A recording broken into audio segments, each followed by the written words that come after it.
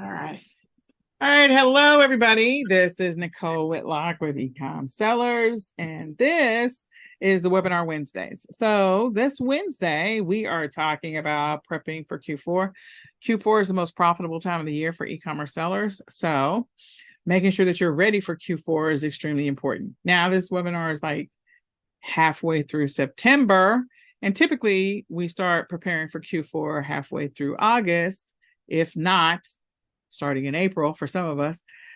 So in any case, at this point, if you're listening to the replay, you're a little bit behind the eight ball, but you can catch up. You just have to focus and make sure that you plan it out appropriately. So with that, a little bit about me. My name is Nicole Whitlock. I'm the creator of Ecom Sellers. The e-commerce space is my jam and I will say where I've spent a lot of time selling on many different platforms. I own all things Ecom Sellers related: Ecom Sellers Academy, Ecom Sellers Master, Ecom Sellers Mastermind, Ecom Q4 Summit, Ecom Seller Summit, and Ecom planners for Amazon, eBay, Etsy, Walmart, and the annual Ecom planner. So I'm in the e-commerce space a lot for a lot of different reasons. I'm also the creator of Achieve Digital Marketing with me and my business partner. I'm a single mom with two special needs teens at this point, and I am the vice president of a nonprofit. Our amazing nonprofit is hosting a big fundraiser tomorrow, so I will be working on that here shortly. But in any case, let's get into today's topic. So the topic is all about preparing for Q4. And this is just a very light smattering of many of the things that you would want to do to get prepared for Q4. And like I said, in most cases, you would start preparing. For some of us, people start getting ready for Q4 right after Q4 is over. So about January, February, they start planning for Q4 success next year. For some sellers, Q4 is the only time that they sell. I know in the autism community, which I'm a part of, I've taught some moms how to use the money that they make in Q4 to be able to fund their expenses for the entire next year, which was how I got started. I would prepare in July and August, and then start my Q4 in September, all the work, and work September, October, November, and then kind of lit up a little bit off the gas because I'd already filled up my inventory in the warehouses in December, just a little bit, but not a lot. And then kind of go back to taking care of my kids about 75% of the time, and only doing e-commerce 25% of the time. There are people that are year-round sellers, selling on Amazon, eBay, Walmart, Etsy, Shopify, you name it, the platform. There's so many different ways in which you can make money. But as I said before, Q4 is the most profitable time of the year. That's fourth quarter, October, November, December. I always start saying that Q4 really starts in September. It's all the groundwork that you've done before, just to make sure you're really ready for it. So, in prepping for Q4, one of the most vital things is building a schedule. If you're going to build a schedule, and if you're a person that's just going to jump in and start trying to make money in Q4, then what you want to do is probably start building your schedule in June and then begin to gradually execute it in July, August, and September. The reason why I say June is because that gives you a little bit of time to do a little bit of reconnaissance on different types of suppliers. It also gives you enough time that if you're going to hire some kids in the neighborhood, maybe some high schoolers that want some extra cash around Christmas or Thanksgiving, you can give them a little cash over the summer, have them work for you. And that work could be, they could go out and do sourcing if they have their own car. They could go out, they could go online and do research. If you have access to different tools to do product research or niche research, help you find private label opportunities. So they could do some of the work for you in the summertime. And then they could help you with placing some of the orders. What I would typically do is I would take all of my earnings from May and June and July and save them so that I would be able to hire sort of not full-time staff, but at least two staff as I got into Q4, starting in September, October, November. And most of the platforms are going to have a timeline in which you have to, if you're going to ship your inventory into warehouses like Amazon FBA, the Amazon warehouse, where if you ship it into the warehouse, your product shows up on Amazon with a little Prime checkbox next to it, and people can buy it, or having your inventory sent into Walmart, any of the prep centers, maybe you're working with Deliver or some other local prep center, you want to have a timeline or a schedule built around that. So there's two schedules that you're building. One is your actual work schedule. When are you actually going to commit to time in your business? If you're already organized, then this is going to be easy for you. If you're extremely organized and you already know how you're working or walking through your entire day, what am I doing first thing in the morning? What am I doing in the afternoons? What am I doing in the evenings? And when am I working my business in the morning, the afternoon, and evenings so that you can commit time to your business? For most people, I tell them that whatever, if you're working your business year round, whatever time you committed before, maybe you were working an average of 20 hours per week. During Q4, you're going to need to increase the amount of time that you spend in your business. So wherever you can find that extra time, make sure that that's block time so you can commit to that. So if you're averaging 20 hours a week, maybe you go up to 25 or 30 hours during Q4. It's only for a period of time, and you need to commit to that window. You also need to communicate that to your family. Hey, I'm working my business here. And so, daddy's not going to be available. Mommy's not going to be available. Or if you need something, here's the game plan. So being a single mom, what I used to have to do was I would put together activities that they would have to do. I would hire a person to come and hang out with my kids in the evening so that way I could work my business a little bit more. But you do need to build a schedule for yourself and for when you plan on actually really working your business. You also need to figure out within that schedule, what are the major things that are happening in those months? So for September, October, November, do you have a family get together? Are you guys getting together for Thanksgiving? Do you have a big work trip? Do you have whatever you have? You're going to have to figure out how to work your business around it. You don't want it to be a surprise to you. So figure out your work schedule. When are you going to commit each week and each day to working in your e-commerce business? And what are the actions you're going to be doing in that business? What are the things you're going to focus on? Are you going to be following up with suppliers? Are you going to be working on trying to do a private label bundle? Are you going to be trying to create listings for print on demand or for drop shipping, doing product research, all of that stuff? And then what do you need other people to do? The second part of that is any key dates, that second calendar that you're building or schedule. It has to do with key dates. If you're going to ship inventory into your fulfillment center, do they have a window? Most of the time, Amazon, if you're selling on Amazon, they will tell you when they would like for you to have your inventory in order for it to be live for Black Friday or whatever. Same thing with Walmart. So some of your platforms will tell you. And if you have a prep center or fulfillment center that you're working with, those are people that will ship your item directly to your customer on your behalf when they buy it on whatever platform. They will sometimes give you windows or deadlines as well. So you need that second calendar to kind of overlay over the first calendar. When am I working my business and what are key dates I need to remember? So build a schedule. Number 2 is to determine your game plan. What is your game plan?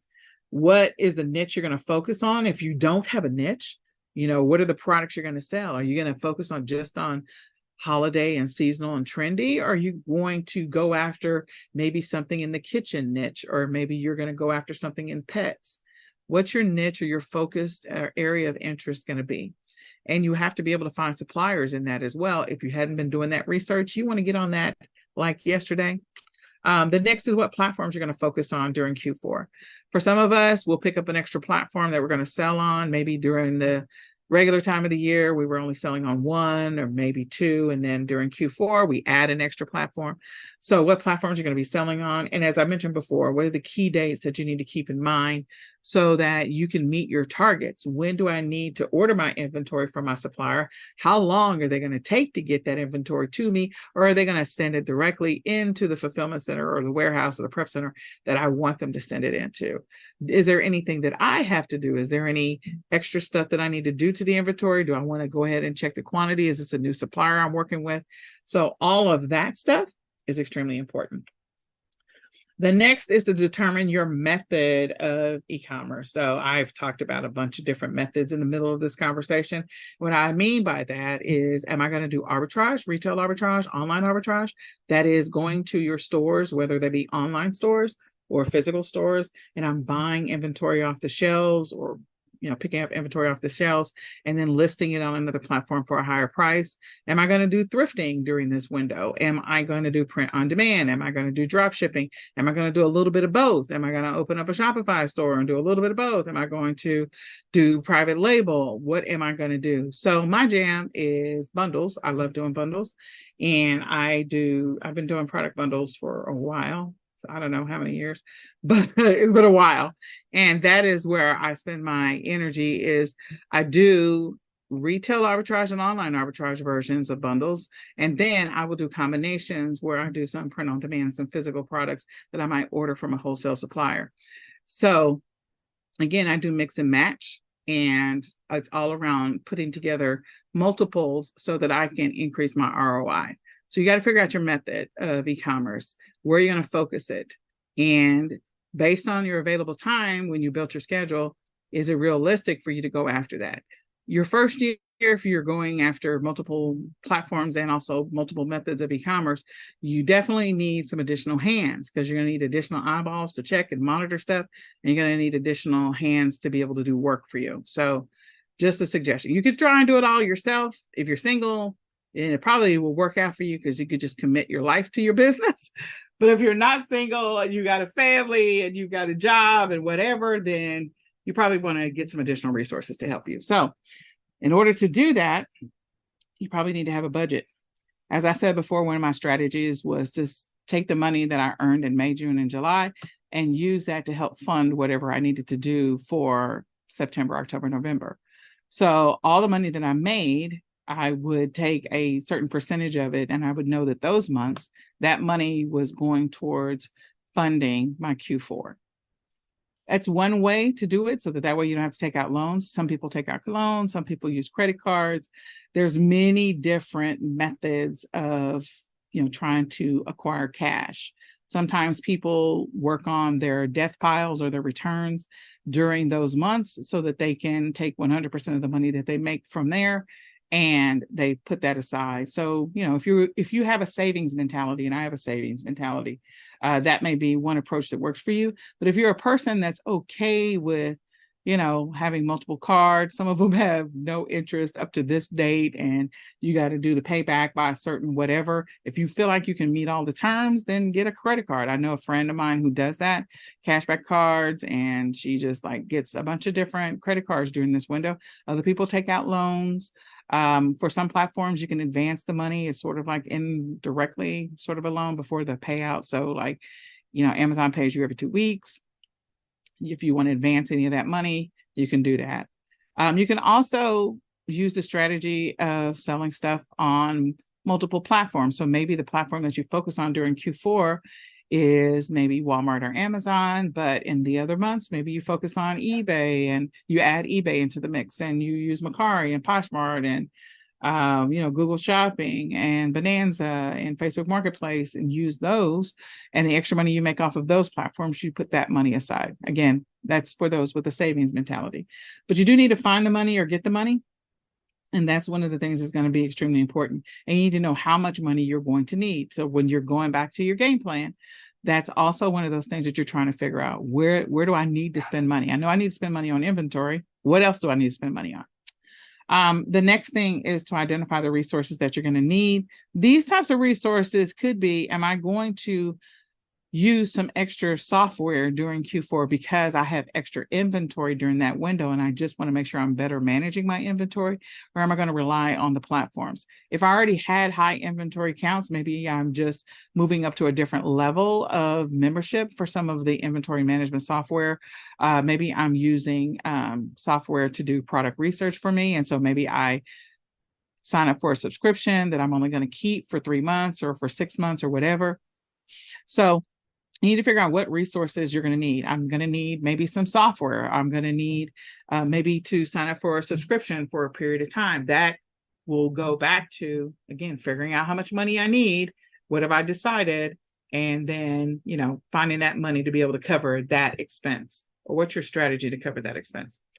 Next is ordering shipping supplies for those people that are shipping themselves, or if you've got to ship it into your warehouse. Shipping supplies is something you're going to need. If you're never going to touch the inventory, then you don't care about that bullet. at all.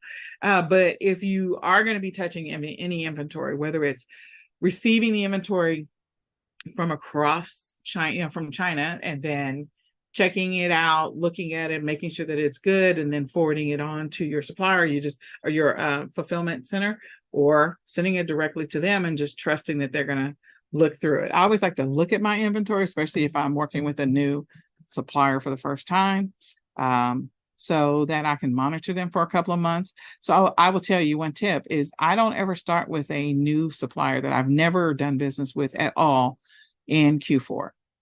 I'm going to test them out in March and April and May and June and just make sure that they're consistent before I trust them enough to just send directly into Amazon.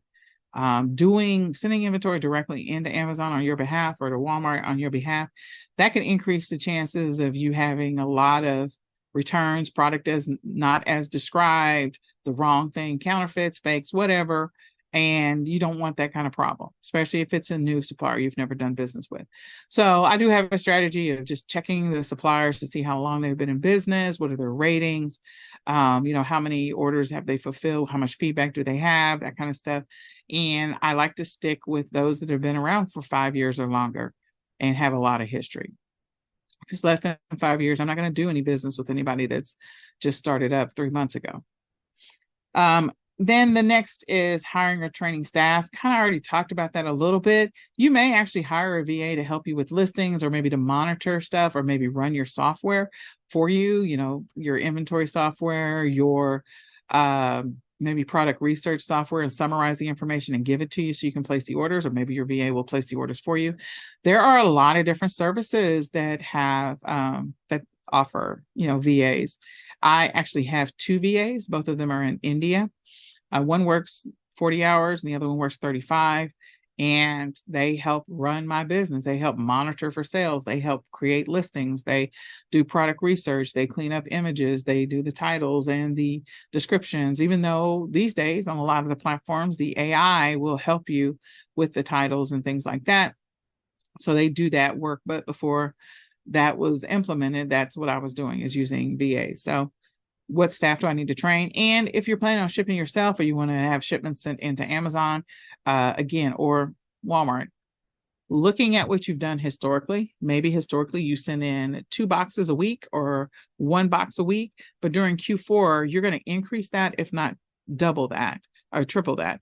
And so if I was only sending in 1 box a week before January through August, then during Q4, I may actually end up sending in 2 or 3 boxes. So having high schoolers that stop by your house after school, and I recommend high schoolers because they always love a little extra cash. They're always willing to work.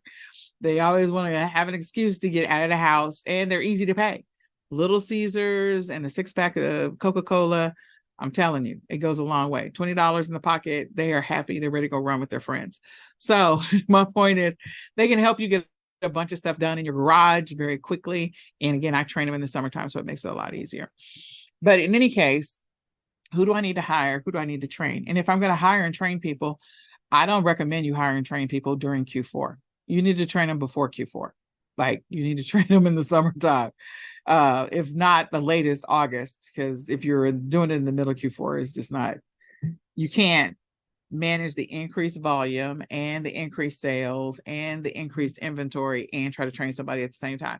You will lose your mind. It will make you nuts. The next is to source now and list now. As soon as you've got your game plan on what you're going to be sourcing, what you're going to be buying, you're ordering your inventory from your suppliers.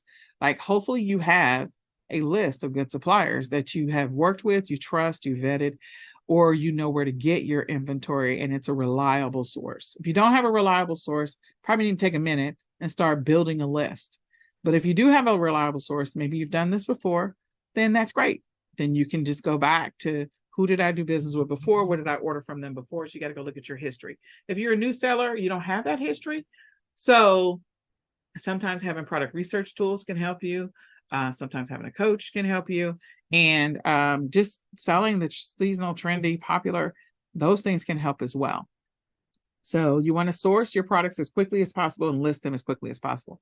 The more listings you can get up and active, by before mid-October, like the first week in October, the better your chances of getting those early sales. People are already buying Christmas stuff. Believe it or not, they're already buying Christmas stuff. So they started buying Christmas stuff, who knows when. Most of the time it's like sometimes it's early as August and July, but they've already started buying that stuff. People take those the family pictures and the sweaters and all that other stuff. They take those pictures like in October so they can send out their cards in November for the holidays. So they're buying some of their Christmas related stuff early, just including Christmas hats, so they can take those pictures in October. So you want to have that stuff up early rather than later. And as far as before Q4, before Black Friday, definitely want to make sure your inventory is into your fulfillment center at least 3 weeks before Black Friday, if not earlier. You want to make sure those listings are live 3 weeks before Black Friday, if not earlier, at a minimum. That's the minimum, not the maximum. Can you still put stuff up Black Friday? Can you still put stuff up same day? I literally on Black Friday, I remember sitting at my brother's house and just listing and then running listings through Pink and Pink Farm and then listing the next thing and running listings through Pink and Pink Farm. And I was literally getting sales, and I was getting sales faster than I could create new listings. That was a long time ago. There's lots of tools that can help you create listings now. And again, that's back to the what resources do I need? There's a lot of listing tools that will cross list and also create listings for you. The next is to monitor results and make adjustments. You're going to have to maybe make adjustments to your game plan. Maybe you were selling some stuff that goes in the kitchen and maybe, I don't know, spatulas. I'm just making it up. And your spatulas all sold out. Okay, so having a game plan for what am I going to sell next? What's similar? What's related? Should I put this in a bundle or something like that? Where's my backup source for my inventory? All of that stuff matters. Or what's my next, major thing that I want to focus on or focus energy on? So monitor your results, see what's happening. And then the last thing for right now, and again, this is not the end all be all list, but there's a lot of stuff. Plan now for Black Friday success. No matter what, plan for Black Friday. You should be planning right now for Black Friday. You should be figuring out what you want to have, what you want to list, when you're going to get your stuff into your supplier. So again, that goes back to the first bullet, scheduling. You got 2 different schedules to create, 2 different game plans to create. So definitely put it together so that you can be more effective. And if you have a daily or a weekly checklist that you can check off, that will help you to stay on track and help keep you focused on making sure that you hit your targets and your milestones. And you're a little less stressed and a little less frantic. If you decide you're going to hire high schoolers, the thing I did want to throw in there is just make sure you find out what other things they got going on that may impact your ability to meet your targets. So if they're in band or if they're in orchestra, they're in theater, or they're in sports like football, you want to make sure that you plan accordingly. They won't be available sometimes. Maybe you've got your own kids, or maybe you work in the church and so you've got high schoolers that you can work with there. Either way, just make sure you have a game plan and make sure that their parents are aware where they're going. If you're not going to use high schoolers, maybe you've got kiddos of your own, or maybe you've got neighbors that are looking to make some extra change. Either way, have your game plan, and you'll need to put all that into your budget and what your strategy is going to be. So with that, I talked about a lot of stuff. I really did.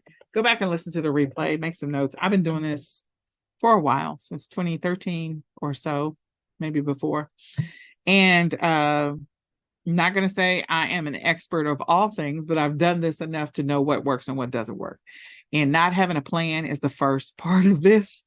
So not having a plan on what to do, how to do it, where to source, all that other stuff, like you're just going to be flailing in the wind, and you're going to always be playing catch up. And you already have to run a little faster during Q4. So why not reduce your stress and put together a strong game plan and put together a checklist to help you stay on top of everything that you're going to have to do.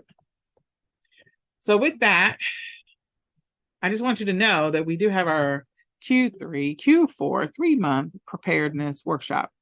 In the workshop, we're going to be giving you 80 leads every single week, 80 leads every week. That's 320 leads a month. That's 960 leads in 12 weeks. That's a lot of leads. And in those leads, you'll be able to find, leads are like product leads, are things that you could go find now, or source now that you can sell for a higher price on another platform. The leads are only as good as if there is a sale on a specific thing and you can get it for the lowest price possible and flip it and sell it for a higher price. But the other thing that the leads can do is actually help you come up with product ideas, potential bundles that you could be creating, potential private label opportunities. So selling your own version of something. And so I like when I can walk through leads with people and just show them what the potential is. In the leads, you can find those replenishables and consumables that become what we refer to as your steady eddies. In the e-commerce space, you have ebbs and flows. And so sometimes you don't get sales and sometimes you do get sales. And so those steady eddies, things that people buy all the time, things that you don't have to worry about whether or not there's a season or whether or not there's a holiday or whatever, they just sell all the time. Those things can help stabilize your income. They're like the crust of a pizza. They're always there holding everything else together. So you can always have that baseline income, whether that baseline income is $1,000 a week or $50 a week, or whether that base income is like, $20,000 a month. They can be the thing that helps you to always make sure that you're getting money in. So I do like steady eddies. And the great thing about this is that you're going to get 80 leads every single week if you sign up for the Q4 Preparedness Workshop. You can go to ecomsellersacademy.com/Q4. In that, you also get 10 wholesale supplier leads every single week. And you're also going to be able to participate in our live weekly Q4 focus training. It's a 12-week training. And you also get 2 one-on-one coaching sessions. If you're an Ecom Sellers Academy member that's a lifetime member, then you get to participate in this absolutely free. But if you're not an Academy member, then you do need to, you're going to have to pay for it. So I would encourage you, if you don't have a game plan, we're going to help you build one even this late in the game. If you don't have a strategy or an approach, you don't have a timeline, you don't have a schedule, we're going to help you build that so that way you have the opportunity to be successful and to make the kind of money that you're hoping to make in Q4. You can make some decisions on what your e-commerce method is, and you can move forward in that direction. All right. So I hope this information is helpful. You can always connect with me by going to Ecom Sellers or Achieve Digital Marketing. You can schedule some time to talk to me. You can send me an email, Ecom Sellers Summit, Nicole@ecomsellersummit.com. You can always schedule a free coaching call by going to bit.ly/free Ecom Sellers Coaching. And you can connect with me all over Facebook, Instagram, Twitter, LinkedIn, TikTok. I'm everywhere. Schedule some time with me. So I hope this is helpful. This is your opportunity to unmute yourself and ask whatever questions. Let me go see if we had anybody else join us. Don't know. All right. Well, if there are no questions at this time, what we're going to do is you can listen to the replay, connect with me then. I hope you have an amazing evening, and we'll say goodbye for now. Hope to see you on another episode of the Webinar Wednesdays. Bye.